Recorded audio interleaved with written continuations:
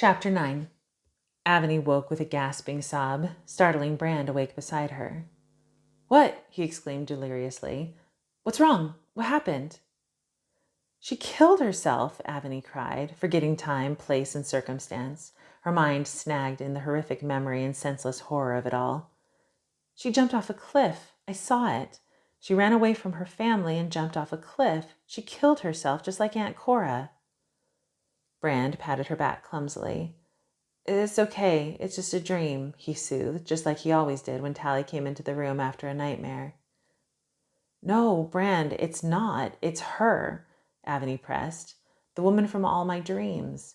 I was watching her this time, in her life, and I saw her with her family, the man and the little girl. And then she ran and she jumped off a cliff.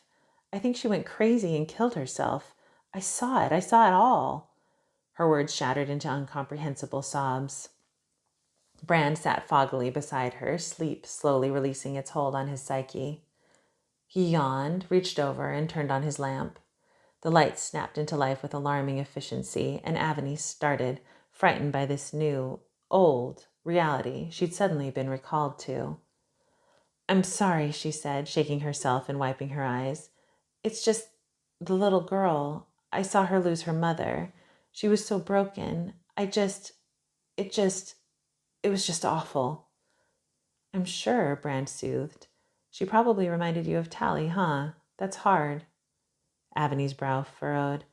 "Actually, no, it didn't remind me of Tally at all. It just felt so, I don't know, close." "More than the others?" "Yeah, this was the most intense one yet, and the most real." Aveny wiped the back of her hand under both eyes and swiped it beneath her nose, sucking in a snotty inhalation. "Maybe it's like a prediction or something," Brand suggested. "Maybe the skin is showing you things that might happen in the future. I saw this show once. It said time is a continuum that loops back on itself, that we're all connected together in sort of a long chain. Maybe the woman and her family are our descendants. Maybe it's a future you can help prevent." Aveny's breath calmed. "That actually makes sense, but I don't think it's the future. Everyone was wearing old-fashioned clothes, like European clothes from the 1800s. His suit, her dress, the little girl's frock, they were all old-fashioned. It didn't catch my attention at the time. It all just seemed normal for some reason, but those were definitely old-timey outfits." She paused. "I can't believe she killed herself. Do you think it's a warning? Like it might happen again to me?" Brand looked stunned. "I hope not," he said quietly. The realization left Aveny numb. Everything's already so crazy. Am I going to end up throwing myself off a cliff too? Or am I supposed to do something about it? Is it like those movies when the ghost comes back because they have unfinished business and you have to help them settle things?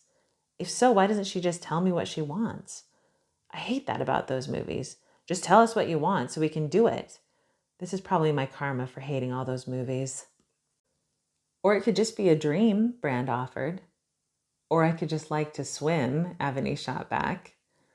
"You win," Brand said, laying back down and pulling the blanket over his shoulders.